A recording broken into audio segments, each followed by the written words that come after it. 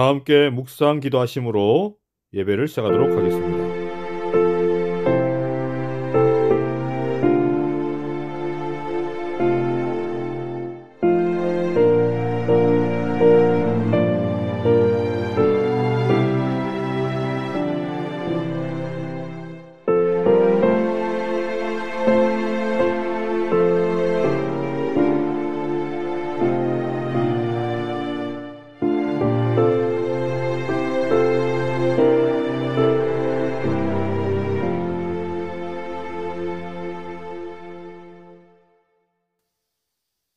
네, 다 함께 일어나심으로 찬미 231장 주의 무릎 아래 앉아 찬미하시겠습니다.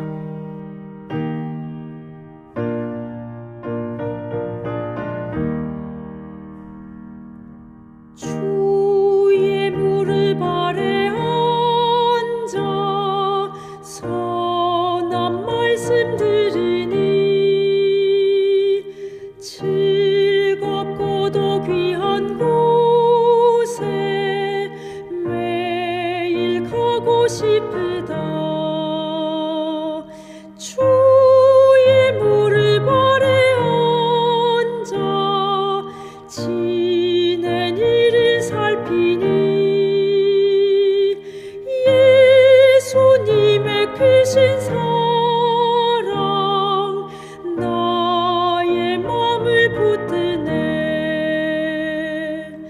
주의 무릎 아래 앉아 죄와 슬픔 버리고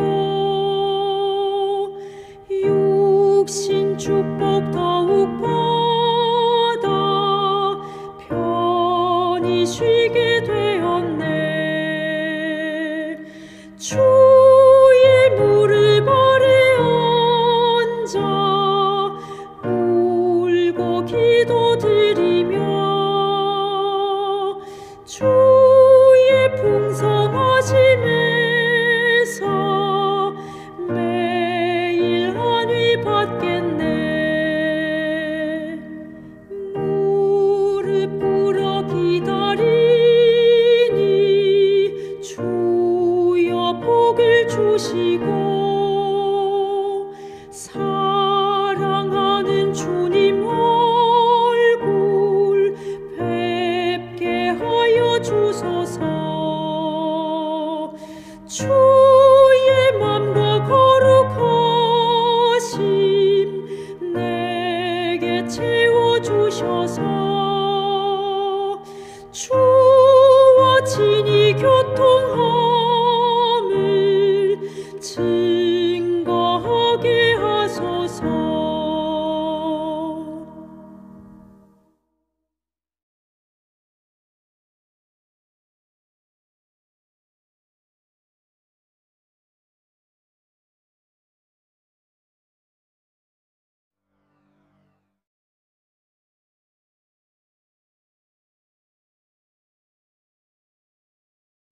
먼저 하나님 말씀 갈라디아 5장 22절 23절의 말씀을 봉독하겠습니다. 오직 성령의 열매는 사랑과 희락과 화평과 오래 참음과 자비와 양선과 충성과 온유와 절제니 이 같은 것을 금지할 법이 없느니라. 오늘은 성령의 열매 네 번째 시간으로 오래 참음의 열매에 대해서 살펴보도록 하겠습니다. 1972년에 미국의 스탠퍼드 대학의 월터 미셸 박사는 3살에서 5살, 그러니까 우리 나이로 하면 4살에서 6살 정도 되는 아이들을 대상으로 마시멜로 테스트를 했습니다. 마시멜로라고 하는 것은 어린아이들이 좋아하는 말랑말랑한 과자입니다.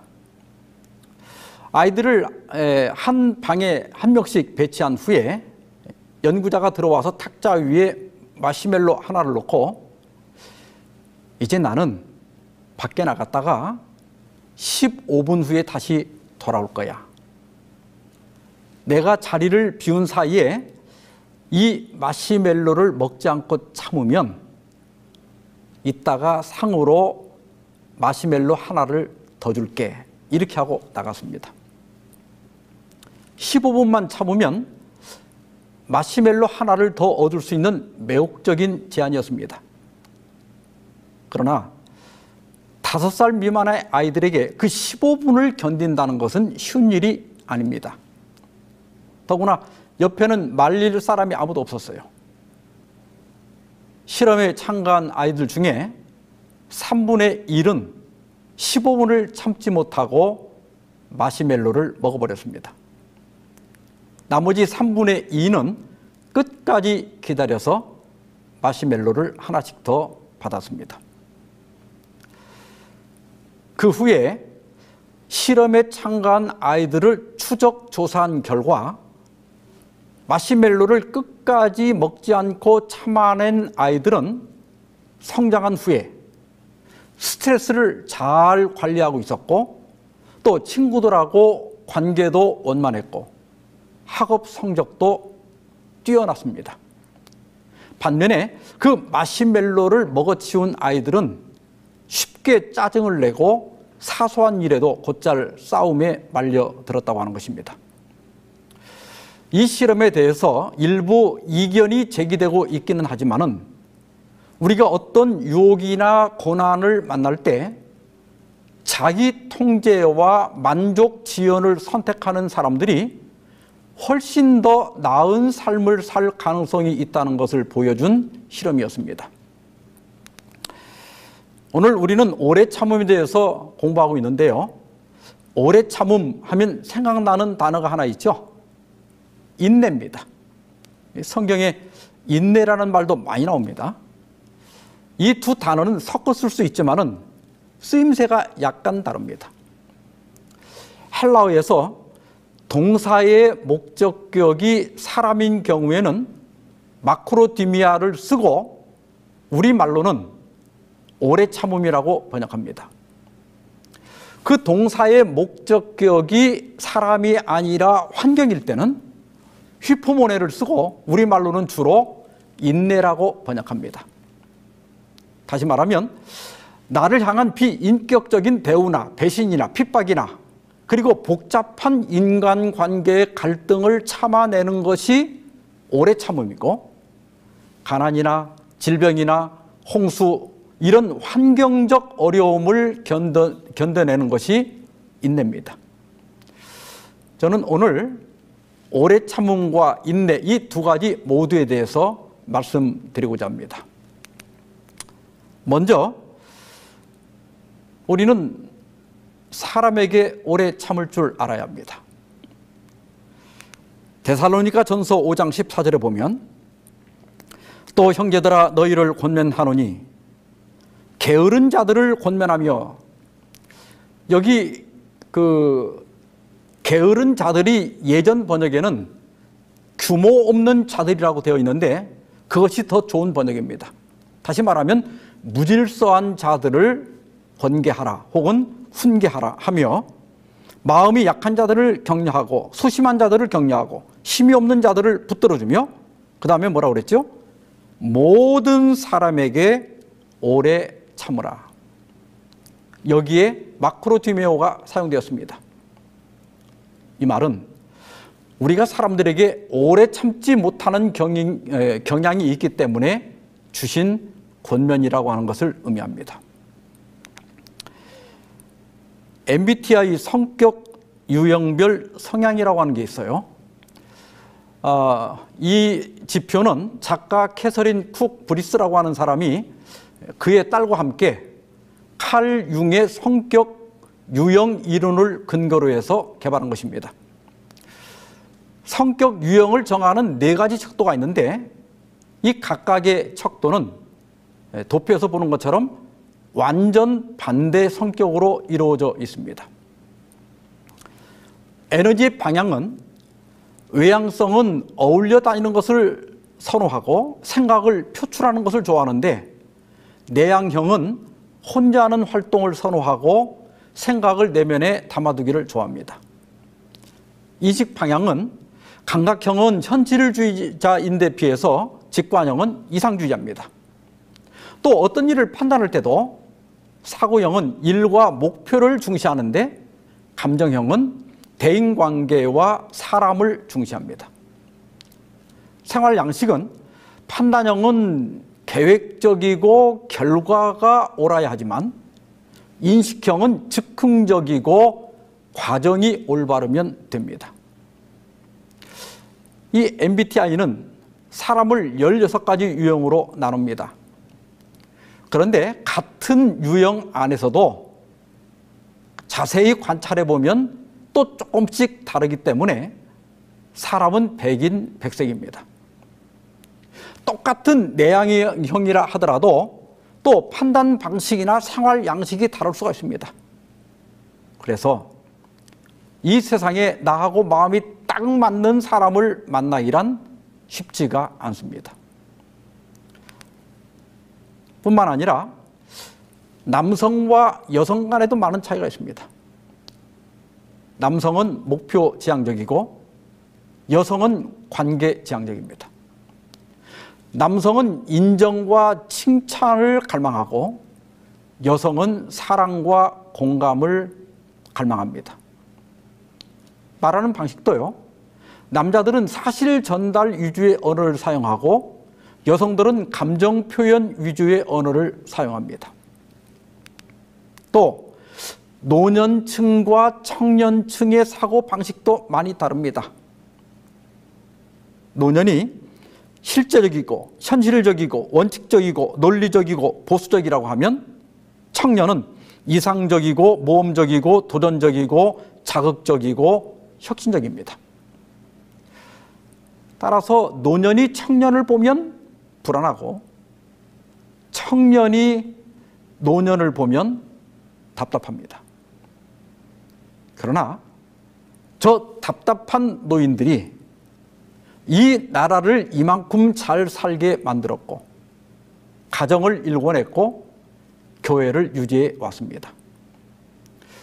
또 청년들이 이 나라와 교회를 망칠 것 같아도 아마 잘 살 겁니다.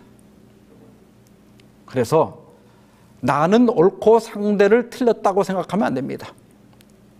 단지 피차 타고난 성격이 다르고 성별이 다르고 사고방식이 다른 것입니다. 내 입장에서는 저쪽이 이해가 안 되고 저들의 주장이 불편하지만 또 그쪽에서 보면 그것이 자신들에게 더 합리적이고 더 편한 것입니다. 고린도후서 6장 11절로 13절에 보면 고린도인들이여 너희를 향하여 우리의 입이 열리고 우리의 마음이 넓어졌으니 너희가 우리 안에서 좁아진 것이 아니라 오직 너희 심정에서 좁아진 것이니라. 내가 자녀에게 말하듯 하노니 보답하는 것으로 너희도 마음을 넓히라. 사도 바울은 고린도 교인들에게 나도 너희를 향해 마음을 넓혔으니 너희도 나에 대해 마음을 넓히라고 권고합니다. 마음을 넓힌다는 것이 뭘까요? 그것은 어떤 문제가 있을 때 너무 까탈스럽게 굴거나 일일이 따지거나 잘잘못을 가리거나 하지 말고 웬만한 것은 이해하고 덮고 지나가는 겁니다. 또 원만하게 지내려면 적당히 타협할 줄도 알아야 됩니다. 좋은 관계를 유지하고 또 깨어진 관계를 회복하는 방법에는 두 가지 요소가 있는데 첫째는 용서하는 것입니다. 용서는 싸움을 예방하기도 하지만은 싸워서 깨어진 관계를 회복시키기도 합니다. 그가 한 짓을 생각하면 절대 용서하고 싶지 않지만 그러나 미워하며 불편하게 지내는 것보다는 용서하고 편하게 지내는 것이 훨씬 낫습니다. 이 사람 사이라고 하는 것이 늘 상처를 주고 받고 갈등하며 살게 되어 있습니다. 우리는 용서를 통해서 깨어진 관계를 회복하며 인격적으로 성장해 가는 것입니다. 좋은 관계를 이어가는 둘째 요소는 오래 참는 것입니다. 고린도전서 13장 4절로 7절에 보면 사랑의 특성 7가지와 사랑이 아닌 것 8가지를 제시하고 있습니다. 그런데 그 사랑의 첫 번째 특성이 뭐지요? 사랑은 오래 참고입니다. 마크로디메오에. 다시 말하면 사람에게 오래 참는 것입니다. 성경 주석에 보면 오래 참음은 성급함과 격렬한 표현과 생각 및 과민성과 반대된다. 이 단어는 압제받고 억울하게 고소당하며 핍박을 받을 때 조용히 견디고 오래 참을 수 있게 해주는 마음의 상태를 의미한다 그랬습니다. 사랑은 다른 사람의 결점과 또 실수와 답답함에 대해서 오래 참는 겁니다. 우리가 다투고 갈등하는 것은 잠깐은 잘 참는데 오래 참지 못해서 그러는 겁니다. 여러분, 우리가 자녀들에게도 오래 참아야 합니다. 또 남편이나 아내에게도 오래 참아야 합니다. 사실 정확하게 말하면 참으면 안 돼요. 화를 참으면 언젠가는 크게 폭발하게 되어 있습니다. 성경이 말하는 오래 참는 것은 그 못마땅한 것이 아무렇지도 않아야 한다는 뜻입니다. 그냥 팔자련이 하고 살아야 합니다. 눈에 거슬리는 것들이 아무렇지도 않아지는 것, 그것이 영성이 깊어지는 것입니다. 사랑은 뭐라고 그랬습니까? 오래 참는 겁니다. 이 말씀을 꼭 기억하시기 바랍니다. 둘째로, 우리는 기도에 대하여 오래 참아야 됩니다. 마가복음 11장 24절에 그러므로 내가 너에게 말하노니 무엇이든지 기도하고 구하는 것은 받은 줄로 믿으라. 그리하면 너희에게 그대로 되리라. 기도하고 구한 것은 받은 줄로 믿으라. 그리하면 그대로 되리라. 놀라운 약속입니다. 성경에는 기도 응답에 대한 확실한 약속들이 수도 없이 있습니다. 그런데 왜 우리는 기도 응답을 못 받는 경우가 많은가? 기도 응답에는 4가지 종류가 있습니다. 첫 번째로는 즉답입니다. 하나님께서는 때로 즉각 응답하십니다. 그 엘리야가 갈멜산에서 기도할 때 즉각 불이 내려왔습니다. 또 다윗이 자기의 죄를 회개할 때 즉각 용서가 이루어졌습니다. 여러분, 특별히 기도 중에 회개의 기도는 언제나 즉각적입니다. 두 번째는 부답입니다. 하나님께서는 우리의 기도를 때때로 거절하십니다. 사도 바울은 자기 육체에 장애가 있었어요. 그래서 이 장애를 제거해 달라고 했지만은 하나님께서 거절하셨습니다. 그것은 육체의 약함을 통해서 교만을 방지하기 위한 것이었습니다. 그 다음에 변답이 있어요. 변할 변자, 변답입니다. 하나님께서는 때로 다른 것으로 응답하십니다.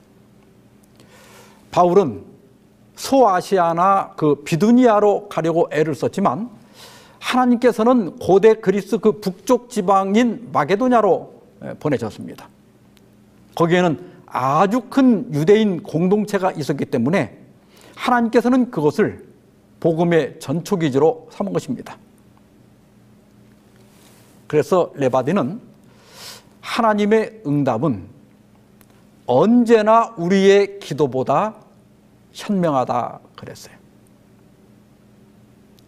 그래서 우리는 기도는 하지만 하나님께서 주시는 대로 순종하는 것이 우리에게 유익이 되는 것입니다. 그 다음에 채답이 있어요. 막힐 채자, 채답입니다.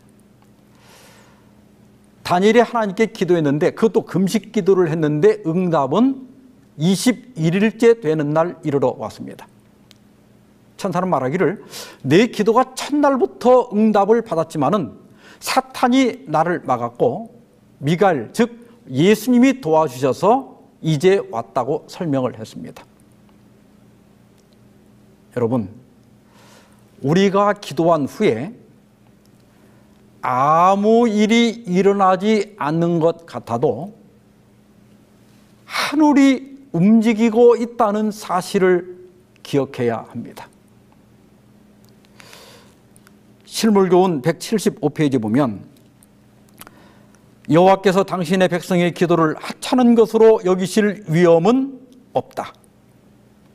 오히려 하나님의 백성들이 시험과 시련 중에서 낙심하고 기도를 끈기 있게 계속하지 못할 위험이 있다 그랬어요. 우리가 기도하고 받지 못하는 이유는 인내가 부족하기 때문입니다.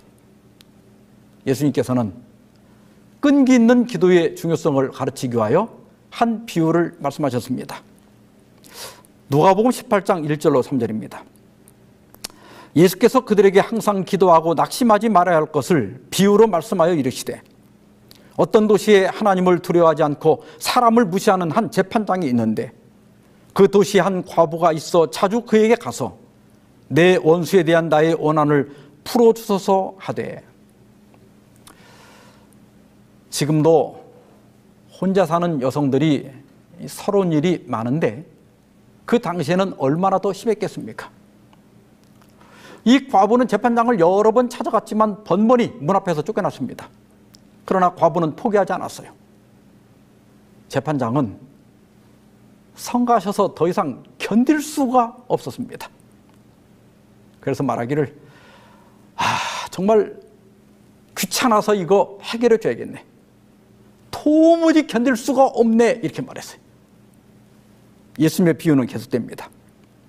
또 주께서 이르시되 불의한 재판장이 말한 것을 들으라. 하물며 하나님께서 그 밤낮 부르짖는 택하신 자들의 원한을 풀어주지 아니하시겠느냐. 그들에게 오래 참으시겠느냐. 내가 너에게 이르노니 속히 그 원한을 풀어주시리라. 하물며 여러분, 이기적인 재판장도 그 과부의 끈기에 결국 원한을 풀어주었다면 자비하신 하나님께서 왜 응답하시지 않겠느냐 하는 거예요. 그들에게 오래 참으시겠느냐? 이 말은 뭐냐면 오랫동안 그대로 내버려 두겠느냐? 속히 그 원한을 풀어주리라. 어떤 분은 목사님, 저는 정말 끈기 있게 수십 년을 기도했는데도 아직도 응답이 없어요. 이렇게 항변할지 모르겠습니다. 시대소망 200페이지 보면 우리는 어떤 세상의 유익에 대한 욕망으로 말미암아 예수를 구하게 되는 때가 종종 있다. 그리하여 우리의 요구를 수락하시는 여부에 우리는 그리스도의 사랑에 대한 우리의 신뢰를 건다. 그가 우리의 요구에 응답하는 것을 지체하시는 것은 그가 우리 자신의 마음의 악함과 그의 은혜의 절실한 필요를 우리에게 보여주시기 위함이다. 많은 경우에 우리는 하나님께서 이러저러한 것들을 들어주시면 저도 하나님을 믿겠습니다. 혹은 제가 무엇을 하겠습니다 라고 약속하는 경우가 많습니다. 근데 이러한 기도는 하나님과 뭐 하자는 거예요? 거래하자는 거예요. 5살짜리 조그마한 여자아이가 가짜 돈을 가지고 시장놀이를 하고 있었어요. 이제 엄마가 점심을 맛있게 차려놓고 밥 먹으라 그랬더니 그 딸이 와서 엄마 이거 얼마야? 이렇게 물었어요. 엄마가 그거 5,000원이야. 그랬더니 딸이 5,000원 여기 있어 하면서 그 가짜 돈을 지불하고 아주 떳떳한 표정으로 식사를 시작했습니다. 근데 여러분, 이 아이가 지불한 5,000원은 가짜 돈이었어요. 아이는 정당한 대가를 내고 점심을 먹은 것이 아닙니다. 엄마의 은혜로 공짜로 점심을 먹은 거예요. 하나님은 우리가 은혜가 절실히 필요한 존재임을 깨닫기를 바라십니다. 우리가 내민 조건이 아무리 크다 한들 하나님께는 가짜 돈에 불과한 것입니다. 우리는 새벽 기도도 해보고 또 작정 기도도 해보고 금식 기도도 해보고 또 많은 헌금을 하기도 합니다. 그래도 응답이 없으면 대개 둘로 나눠집니다. 어떤 사람은 하나님은 없다거나 하나님은 내 편은 아니다 이렇게 선언하고 하나님으로부터 멀어지는 사람이 있어요. 근데 어떤 사람은 그때서야 자신의 기도가 잘못된 것을 깨닫게 됩니다. 그리고 이제는 모든 것을 내려놓습니다. 그리고 그 야복강가의 야곱처럼 주님, 저를 축복하지 않으면 절대로 놓지 않겠습니다 하고 하나님을 붙잡고 매달립니다. 때로는 세리처럼 그저 나를 불쌍히 여기소서 하면서 하나님의 은혜를 구합니다.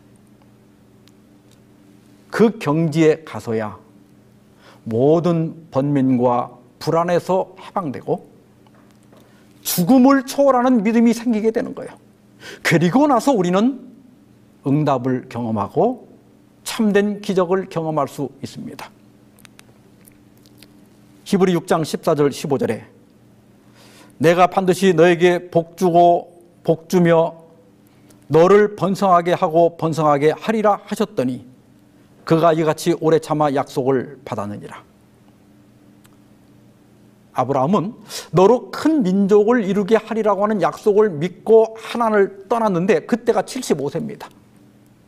그런데 이삭은 몇 세에 나왔죠? 100세가 돼서 나왔습니다. 그러니까 하나님의 그 약속이 이루어지기까지 몇 년 걸렸어요? 25년이 걸렸습니다.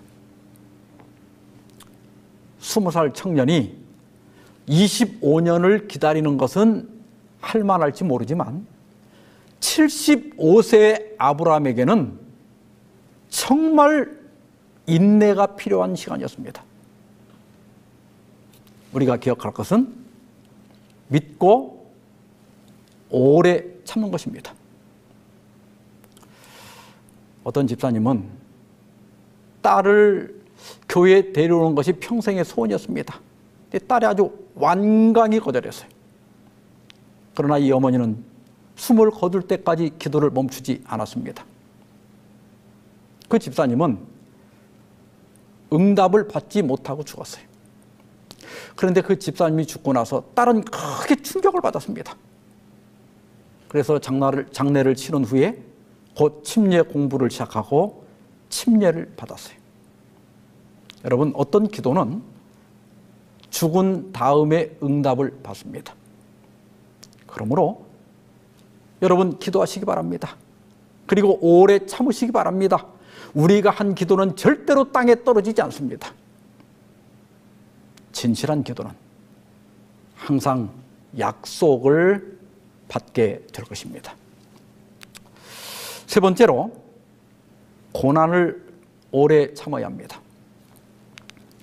야고보 5장 10절 11절에 보면 형제들아 주의 이름으로 말한 선지자들을 고난과 오래 참음의 본으로 삼으라. 보라 인내하는 자를 우리가 복되다 하나니 너희가 욥의 인내를 들었고 주께서 주신 결말을 보았거니와 주는 가장 자비하시고 긍휼히 여기시는 이시니라. 욥이 당한 고난은 우리가 잘 알고 있습니다. 고난이 왜 존재할까? 많은 사람들이 여러 답을 내놨지만 성경은 가장 근원적인 답을 제시합니다. 그것은 죄 때문입니다. 그리고 그 죄로 말미암아 우리 인류는 에덴 동산에서 쫓겨났습니다. 에덴에서 쫓겨난 인류에게 고난이 있는 것은 너무나 당연한 일입니다. 고난이 없다면 그것이 오히려 이상한 거예요. 그러면 여러분, 고난은 꼭 나쁜 것입니까? 그렇지 않습니다. 옛 속담에 젊어서 고생은 사서도 한다, 그런 속담이 있죠. 또 눈물 젖은 빵을 먹어본 사람만이 인생을 논할 수 있다고 했습니다.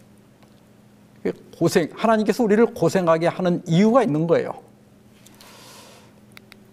로마서 5장 3절 4절에 보면, 다만 이뿐 아니라 우리가 환난 중에도 즐거워하나니 이는 환난은 인내를, 인내는 연단을, 연단은 소망을 이루는 줄 알미로다. 환난은 인내를, 인내는 연단을 이룬다. 여기 연단은요, 문자 그대로 번역을 하면 시험에 의한 입증을 의미합니다. 만약 여러분이 하나님의 존재와 그분의 선하심을 심각하게 의심할 정도로 고난을 당한 적이 없다면 여러분의 믿음은 아직 진짜가 아닙니다. 우리는 환난과 고난을 통하여 자신의 진짜 모습을 보게 되는 거예요. 그리고 그때 자신의 믿음이 흔들리지 않는다면 그것을 통하여 자신의 신앙을 입증하게 되고 소망을 이루게 되는 것입니다. 해럴드 쿠시너라고 하는 사람이 있었어요. 미국 뉴욕에 사는 젊은 랍비인데 천성적으로 착하고 경건하고 모범이 되는 삶을 살고 있었습니다. 결혼을 하고 아론이라고 하는 아들이 태어났습니다. 남들처럼 그렇게 평범한 일상을 보내던 중 그 아론이 생후 8개월이 지난 때부터 몸무게가 늘지 않더니 돌이 지난 다음에는 머리카락이 빠지기 시작했습니다. 3살이 되던 해에 그 아들은 선천성 조로증, 그러니까 빨리 늙는 병이에요. 진단을 받았습니다. 의사는 앞으로 이 아이는 키가 90cm 이상 크지 않을 것이고 머리카락이 다 빠지고 늙은이처럼 보이다가 10대 후반에 사망할 것이라고 말했습니다. 그 의사의 이야기를 듣고 해럴드 쿠시너는 이렇게 생각을 했습니다. 그날 나는 가슴이 깊이 아프도록 불공평하다는 생각이 들었다. 도대체 말이 안 되는 것이다. 나는 좋은 사람이었다. 나는 신의 방식대로 그의 뜻을 따르고 있다고 믿어왔다. 어떻게 이런 일이 내 가족에게 닥치는가?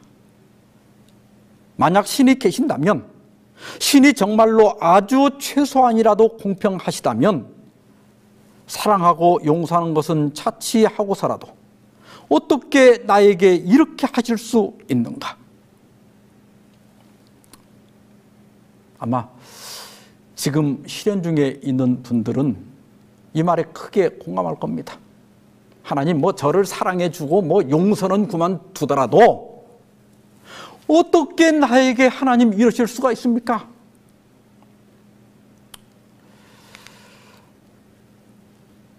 온갖 노력을 다했지만 아들 아론은 만 14살, 우리 나이로 15에 결국은 죽었습니다. 오랜 방황 끝에 쿠시너 랍비는 선한 사람에게 나쁜 일이 생길 때라고 하는 책을 썼습니다. 쿠시너는 이 책 마지막 부분에서 이렇게 묻습니다. 당신은 이렇게 완전하지 못해서 당신을 실망시킨 이 세상을, 이렇게 불공평과 잔인함, 질병, 범죄, 지진, 사고로 얼룩져 있는 이 세상을 용서하고 받아들일 수 있는가? 그리고 그는 왜 선한 사람들에게 나쁜 일이 생기는가를 묻지 말고 나쁜 일이 생겼을 때 내가 어떻게 반응하고 무엇을 할 것인가를 물으라고 권고하고 있습니다. 그리고 고난 중에 있는 우리 모두에게 이렇게 호소합니다. 갑자기 닥친 불행으로 괴로워하는 이들이여, 뜻하지 않은 일로 가족을 잃은 모든 이들이여, 신이 있느냐고 소리쳐 항변하고 싶은 이들이여, 신은 그 불행을 만드시지도 않고 가져가지는 않으시며 다만 우리에게 불행과 아픔은 극복될 수 있다고 가르쳐 준다. 성숙한 신앙을 가진 사람은 환난이 올 때 하나님을 의심하거나 원망하거나 낙심하지 않습니다. 그 대신 하나님의 무슨 뜻이나 어떤 계획이 있겠지 이렇게 생각하며 묵묵히 오래 참고 기다립니다. 요즘 운전을 해보면 터널이 참 많이 생겼어요. 그런데 모든 터널은 들어가는 입구가 있으면 반드시 나오는 출구가 있습니다. 고난도 그렇습니다. 모든 고난은 끝이 있습니다. 그러므로 출구가 나타날 때까지 인내로 기다리시기 바랍니다. 네 번째로, 재림에 대해서 오래 참을 줄 알아야 합니다. 야고보 5장 7절로 8절에 보면, 그러므로 형제들아, 주께서 강림하시기까지 길이 참으라. 보라, 농부가 땅에서 난 귀한 열매를 바라고 길이 참아 이른 비와 늦은 비를 기다리라니, 너희도 길이 참고 마음을 굳건하게 하라. 주의 강림이 가까우니라. 야고보는 길이 참으라고 권고합니다. 그런데 아니, 길이 참는 것도 정도가 있지, 무슨 약속을 2000년이나 지나도록 지키지 않는단 말입니까? 수많은 유대인들이 그 가스실에서 무참히 학살당했던 아우슈비츠 그 수용소 한 벽에 어떤 유대인이 쓴 이런 낙서가 있다고 합니다. 우리는 메시아가 오실 것을 믿는다. 단지 그분의 도착이 좀 늦어지고 있을 뿐이다. 여러분, 그 동료들이 매일 가스실로 끌려가서 죽는 것을 바라보면서 이런 글을 썼다는 것이 놀랍습니다. 그런데 이 수용소에서 살아나온 빅토르 프랭클이라고 하는 의사는 이 글을 이렇게 굳혔습니다. 우리의 구세주가 약속하신 대로 오신다는 사실을 우리는 알고 있다. 사람들은 그가 늦게 오신다고 불평한다. 그러나 아니다. 사실은 우리가 너무 조급해할 따름이다.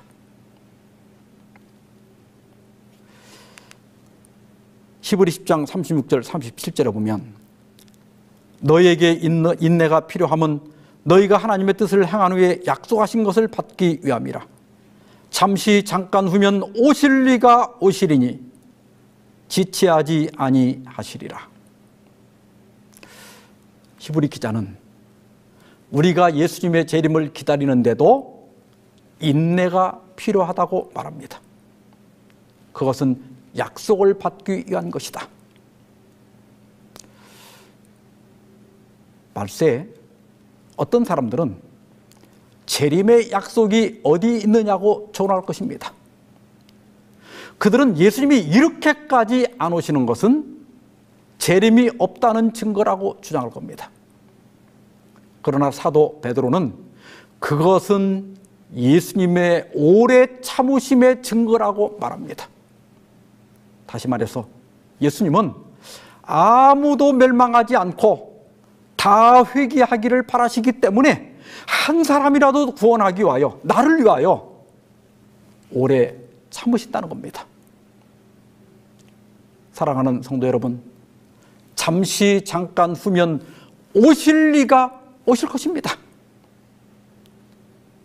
기다림에 실패하지 않기를 바랍니다. 오래 참고 흔들리지 않기를 바랍니다. 그리고 마침내 저 창공을 가르고 우리 주님 나타나시를 그 영광의 아침에 약속하신 그 구원을 꼭 받게 되길 바라면서 오늘 말씀 마치겠습니다.